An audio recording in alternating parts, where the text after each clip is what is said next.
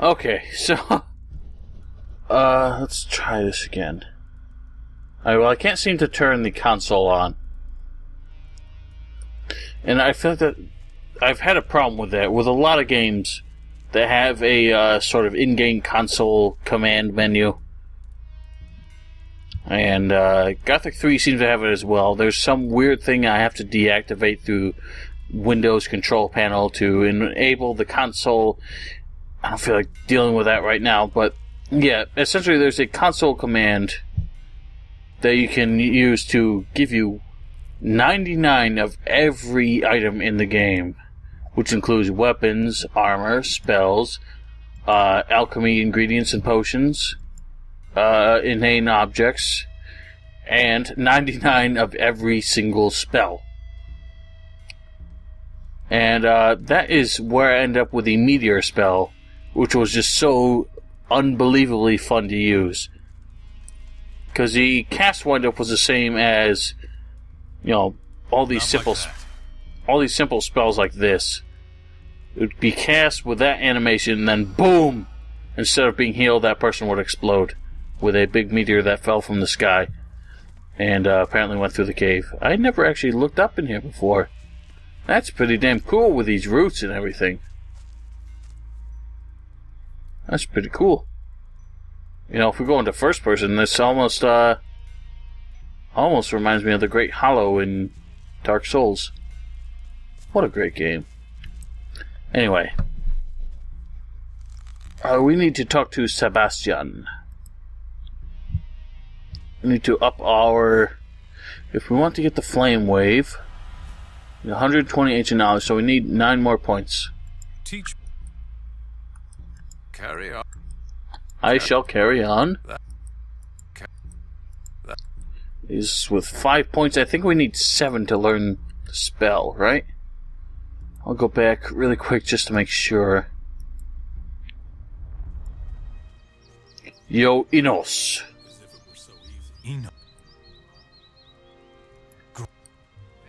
Damn.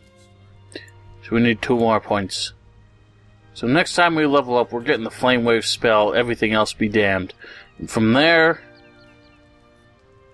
I mean, we'll continue to invest in ancient knowledge, but the next immediate thing I want is to learn permanent potions. We need to learn transformation potions first. We do not even have enough alchemy skill to do that. So that's going to be quite an investment, but we're going to end up with quite a bit of ancient knowledge before the end of the game. I'm not sure I'm ever actually going to bother learning the Fire Rain spell, but we'll keep that in the headlights just in case. I apologize if I'm knocking the microphone a lot. Alright, fuck this pop filter. It's just getting in the way. So I guess we'll go back to Trelis now. You're facing the wrong way, buddy. The threats come from out there. I don't think there's anything from Beliar's school, this school of summoning, that we really need. Night to day. It's not really it's not half as useful as it would be for that kind of investment in ancient knowledge. Soul travel is a spell I never really understood the need for. That's essentially the same as fog, but I think whereas fog affects an area, the soul travel affects your character, so your character will remain unseen as you're traveling around, whereas fog will just, it'll affect the NPCs in the immediate area.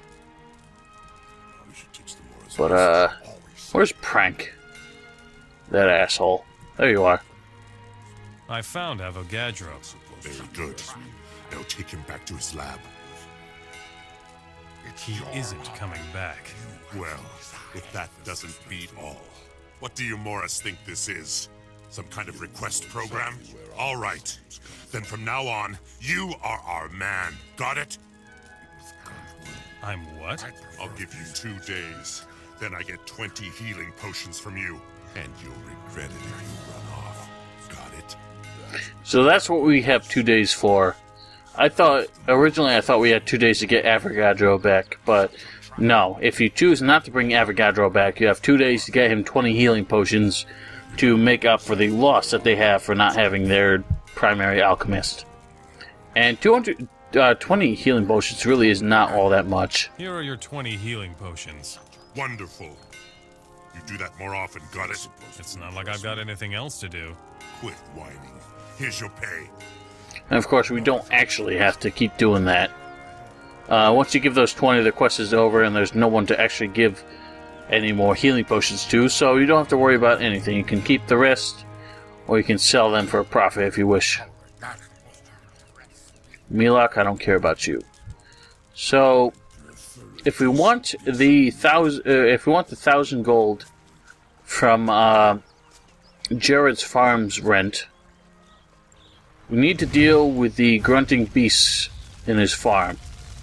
Wow. So that extra ancient knowledge there, you notice previously, in I guess if you watched 2 episodes ago, if I performed one full blast fireball on a bloodfly, it would not kill it right away, but the lingering damage of the fire effect would actually kill it in the end. But now, one full blast fireball will kill it outright. And that's because we have upped our ancient knowledge. So ancient knowledge affects the potency of spells. So there is a reason to continue investing in, even if you don't intend to invest in upper level spells. Ice explosion? Wait a minute. I didn't know this spell was even a thing. Goes to show you how much is actually in this game. I didn't know this was actually a spell. I want to know what that actually works like. It's probably not all that special. If it freezes enemies, that would be nice. But if it did freeze enemies, it wouldn't be any different than this frost wave. I suspect that this is just more... It does more damage, but it doesn't actually freeze them. Okay, so there are 2 entrances to this cave here. This one will put you in immediate contact with the grunting beast down here. If you want to take the other way, which is on the other side of this hill here, it will put you on a higher platform from which you can attack them from above, but they will try to retreat out of this cave here, and that will cause you some trouble, because they will get away. And as you can see, it is in fact Ripper Beasts that are causing Jared's headaches. Damn it all. Back, you devil.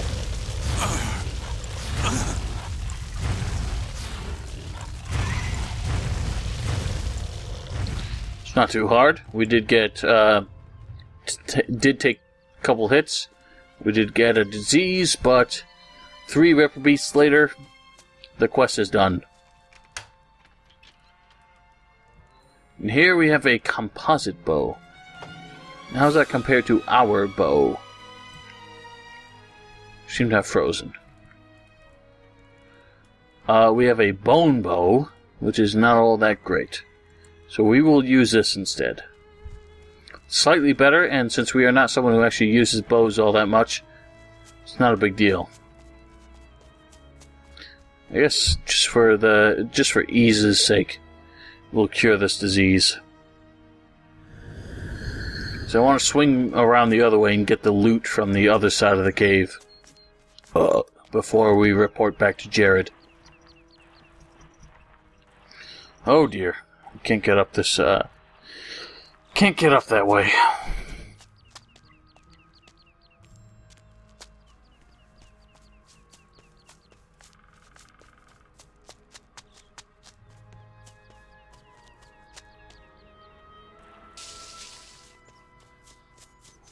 And right up here is the other cave entrance.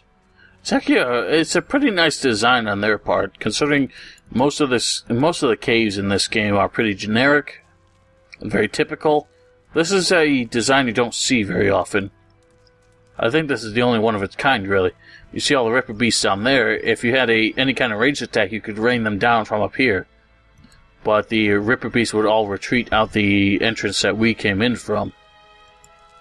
And in many cases, they would retreat far enough away that by the time they came back into the cave, they would be back at full health. So you had to kill them pretty quick. In here, there's really not much to find. Let me just see what rings we have. Besides the old alchemist rings, there's nothing. So, what would this be? Ring of weapon protection. I'm gonna stick to the rings of magic because we are a magic build after all. Build. You don't really hear that term too much outside of like Dark Souls. Dark. Why am I pronouncing it that way? Dark. Okay, so we've dealt with the beasts. Should be able to report back to Jared. Or Josh. Who's Jared then? Why do I keep thinking Jared? Who's Jared? Jared is the artifact dealer in Geldern. The grunting beasts beneath your farm are gone. High time that someone took care of them. Here's the rent that is due to the orcs in Trelis. I'm positive that you are the right person to take it there.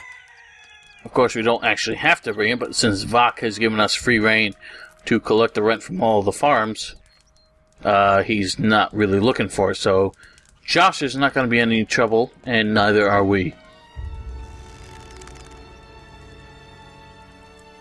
Right, we are well rested now. Disease has been gone for a while. And now we are back at full health and full mana. And you need 300 gold. I have the gold from Gelford. I will not get you it because I already have it. Really? And I thought I'd never see it again. Thank you. Ease off. It is only a few gold coins. Gold is the key to a better life. What life do you think would be better? Shoveling shit? Should I run through Trelis and snatch everybody's pocket? No, instead I will stay in this place and wait for something big to come my way. If you say so. Well, something big is about to come our way because we're going back to Trelis and we're going to loot the castle, as you have implied that we should. And I will show you quite how easy it is, because in fact, if you want to avoid any major trouble, you don't even have to loot the entire treasury. There's only one chest that is relevant to this quest. And the orcs will not care as long as you're outside, so only once you step through this doorway will they actually start to follow you. And since many of them can't see you anyway, it's not really much concern, but you can go into sneak mode. And of course, if anyone is going to be alerted, they will be alerted now, because I'm sneaking, and the NPCs will always point out when you are sneaking. So because I'm sneaking, and I've gotten in here, there's nothing to worry about. And this here, the chest marked City Treasury, that is the only chest that you need to loot for the sake of this quest. And there's not really a whole lot in here at all. In fact, if that is the treasury, then damn, this castle is worse off than I thought. We are going to loot the whole thing for the hell of it, because there is actually quite a bit to get here outside of the treasury itself.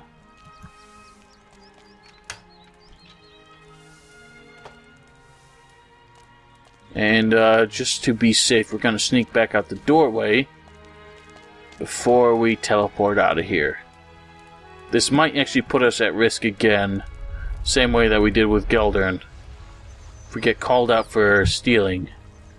So, to preserve our own posteriors, we're going to head to the other gate to avoid having to fight anyone substantial, and to make sure we have enough room to retreat or to fight them. What the hell is this? Where did this shit come from?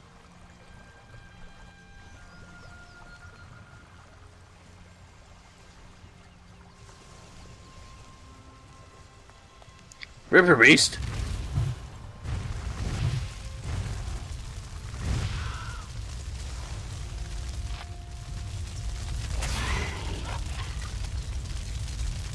I never really look in this cave. What the hell is the point of this?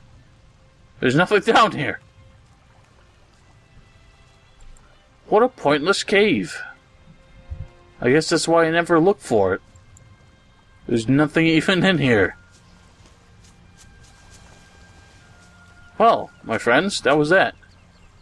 We found a cave. Nothing in it. And, quest complete. Alright, you seem the least intimidating, so we'll approach you first to see if we are actually going to be called out for stealing. Stop! Some valuable things have gone missing here. Do you know anything about that? No. We're watching you. And that's that. So, he did not actually... He was not convinced that we are the thief. And so, the orcs remain friendly towards us. In spite of the fact that we have completely plundered their treasury. And there you have it. We made it out okay. And if you had the haggling skill, you would be able to get away with that more easily, supposedly. Unfortunately, there's no real way for me to prove that the haggling skill actually works. Someone may actually have the numbers somewhere to prove whether or not it makes a difference in the chance of you being called out for stealing. And what tends to happen, if they say some valuable things have gone missing or someone has been killing our people, do you know anything about that? Your chances of getting away with it are much higher. But then when they say you are wanted here for theft or you are wanted here for murder, if they call you out directly, you have a much lower chance of getting away with it, which seems to be improved with the haggling skill. But, or not the haggling skill, the make excuses skill. That's what I mean. In fact, we could get that if we wanted, but I'm not going to worry about it. Like I said, I can't really prove whether or not it makes a difference. But supposedly you can get away with it more, and you have a better chance of getting away with it if you have that skill. And there are three things you can do. You can either insult, which gets the person to attack you, which it's really the worst way out, because they're going to attack you either way if they don't believe you. So you can insult them, or you can try to bribe them, which is your best chance, or you can make excuses, which will say like, "Oh, I can explain." Which, if you actually learn this skill, anyone who teaches it to you say that that's the worst thing you can possibly do. So if you try to bribe them, that would supposedly give you your best chances, but I think maybe once in my entire life has that ever actually worked. And I don't really remember what came of it, or what brought it about. Now this game, like, I'll give it credit. You can see quite a far away before the fog kicks in. But you can see there's no fade in whatsoever. You can see the line where everything stops rendering. As you rotate the camera, everything starts to pop in. But I kind of like how far you can really see. I can see the bridge all the way over there. That's the bridge that leads to Geldern. If we look this way, well, I guess there's too many trees to really see, but anyway, I'm getting too distracted here. We need to talk to Pier again about Trelis. I cleaned out the castle of Trelis. I bet the orcs aren't going to like that. If you want, I'll show you a couple of tricks now. And of course, he is another thief, so he can teach us more thieving skills. I'm not going to worry about picking pockets. Picking pockets relies on dexterity too much. Or in this game, of course, hunting skill, which we do have more of than we have strength, but you really need to be committed to it if you ever want to learn pickpocketing.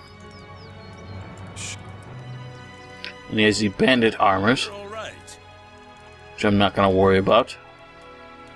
More Hashishin swords.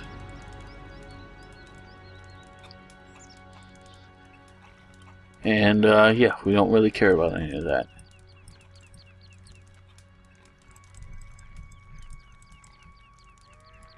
There you go, my friend. So, we got, I think, a total of 600 gold from Derek's farm. There's 300 he gave us for killing the goblins. and the 300 he had stashed that Ben told us about. Plus we got the 1,000 from Josh's farm. So that gives us 1,600 so far. Obviously the Devastator farm will not be giving us any kind of rent. There's only one more farm to check, and this is the one I feel like a lot of people just might overlook. So it's one that I used to not really think about too much. It's right over here. If you leave the castle by Thoris's gate, you head, I guess, to the south. You know, you go past this shrine here. You go past the chest that contains the teleporter stone. You go past the caves that the sneaking ogres are in. Here's another view from it right here.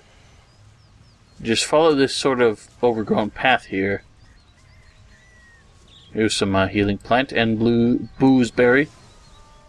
You will end up at the next farm, which has some pigs and some cows and some chickens. And here is a farmer named Farm Un. What are you doing on my farm? If you've come to collect the rent, forget it. The rebels came and pillaged everything. There's nothing left to take here. Rebels attacking harmless citizens?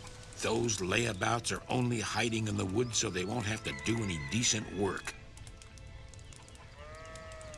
How are you going to pay your tribute to the orcs if you have nothing left?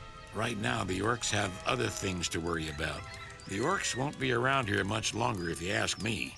Soon the Hashishin will take over everything, and then the deck will be reshuffled. The Hashishin want to take over the Midlands? Oh, what do I know? At any rate, I've been seeing more Hashishin here than orcs over the last few weeks. The Verant Desert begins not far from here, to the south. Go see the magnificent buildings they've erected there for yourself. I refuse to believe the orcs are letting them do that out of the goodness of their hearts. The orcs are scared of them, that's what I think. You don't really seem to mind the orcs hanging around. I don't care who I work for, king or orcs. It makes no difference.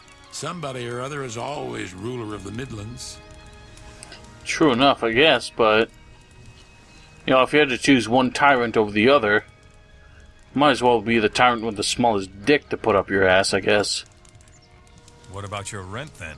I already told you that the rebels attacked me. Nonsense. Rebels will attack orcs or orc mercenaries, but never farmers. If you say so. 2 days ago, 3 rebels came to my farm from the west. Their leader was called Hengli, or something like that. He and his men turned my entire farm upside down and took whatever they could find. Where did Hengli go with your gold? They headed back to the west where they came from. Show me your goods. What about all this gold, eh? You farmers. Always lying about your nest egg. About how much gold you actually have stashed. You bums. You just don't want to pay honest taxes to the crown. Even if that crown rests on an orcish head. Sulfur. Do we ever really need sulfur? I don't think we do. We'll hang on to it, though. We'll sell a bit of it. We'll keep a stack of, I'd say... fuck it, 50. So, you say you have nothing here, but you have your gold in your pocket. Chest there. And, chest here. And there's 500 gold in there, and a quest completed, apparently. Apparently, even though I didn't quite catch it, apparently that quest comes from, Pier again. He has the quest to plunder the Trelis treasury, which is more obvious. He does come out and say it himself, and we say that we will plunder it. But he didn't seem to say anything about plundering the farms, and I feel like he used to say more about it. I can't really remember, though. It would have been in like unpatched version of the game. Not really sure why he doesn't say anything about it, but I wonder if we can still report in about it. So you robbed the farmer farming. Did I? Well, it won't ruin him. You are completely without a conscience. I like that. Well, I guess that's that then. I don't know if he ever actually had the quest, but he does have that, though. Anyway, if we go back to farming, he does have a peasant on his farm who has something more to tell us. Is there anything more to do here first, though? Thor's innocent. Vok wants 50,000 gold coins. I guess we could give that to him now. That leaves us with 7,700 in our own pocket. But we aren't spending too much these days, so I think we can afford that. I guess, I don't know. Maybe I'll make another save for it.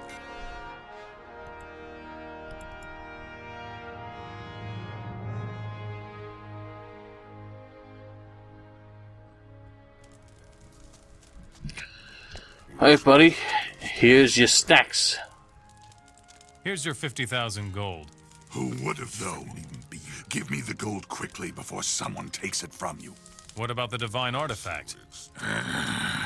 You get straight to the point, don't you? Fine, here it is. But don't tell anyone that I gave it to you, or it will go very badly for you. Understand? Badly for me or badly for you? So, I have to rewind a bit. Listen to what he says here. Who would have, though? Who would have, though? Who would have, though? I don't think that's what he's supposed to say at all, because in terms of English, that doesn't make any sense. I think what happened was during the localization, someone conveniently left out a T, and he said though instead of thought. He meant to say who would have thought. But because someone left out that T, the guy who was doing the voice acting for Vok, he didn't really know what he was supposed to say, so he just read exactly what he had on the script. And just said it in the way he thought made the most sense, which of course did not make any sense at all. So there you go, some mishaps in the localization, but we'll deal with it. Anyway, what does this artifact give us? Amulet of Adanos. So, it gives protection against magical forms of damage. Nothing we really need, but it is worth quite a bit. Unfortunately, because it is a quest item, you cannot sell it. So its value is completely meaningless. However, that quest was enough to complete the experience requirements to level up again. So we will head back to Ardea and get the Flame Wave spell. And with that being one of the most powerful spells in the game, you know, we have 4 scrolls, which I've been loath to use because it's just so useful, but having it as a permanent spell would just be so much more convenient, although I think it has a higher cost in that regard. That was like half our money there, though. That's the problem. It has a higher cost here.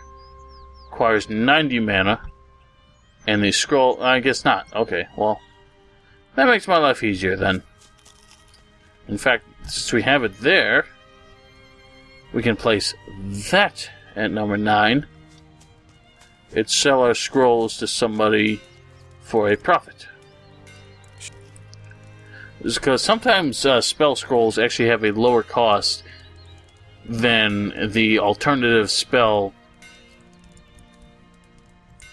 Maybe not so much in this game, but in the previous games, the scroll required less mana than having the spell as a rune. I kind of forgot about runes, since this game doesn't have runes at all.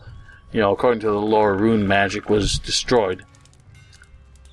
But, yeah, runes in Gothic 2, at least, in the Night of the Raven expansion, or the Gold Edition, the runes use more magic than the scrolls. in most cases. Some more powerful spells still had the full cost of mana for the scroll, as they did for the runes, but you know what I mean. So, I feel like in this game, the spell scrolls, probably because of the patch, the community patch, their mana cost is the same as the full spell. See, open locks requires 180 mana, and actually require 180 mana here as well. So they increased it because they felt like the scrolls were too powerful for someone who doesn't use magic at all. In spite of the fact that they are still pretty rare, I guess the people, who were they? Mad Vulture Studios decided that these spells were too powerful for someone who does not have any magical talent whatsoever to actually use just because they have the spell scroll. Personally, I think that's kind of unreasonable, because that's what these spell scrolls always symbolized in these games, in all of Piranha Bytes games, was that they were there for somebody who did not have the talent to use the spell just once, to use in whatever way they deemed worthwhile. And so having them cost the same value in mana, I understand having it cost more than 5 points of mana, although in this game you start with 100 to begin with, so I guess it could have cost 50. But I just feel like that's too much. You know, someone who has, you can find like 5 or 6 open lock spells throughout the course of the entire game. You can choose a few chests to use them on if you don't have the skill to open them normally. But I think in this game, there just aren't enough upper tier locks for that spell to be... what's the word?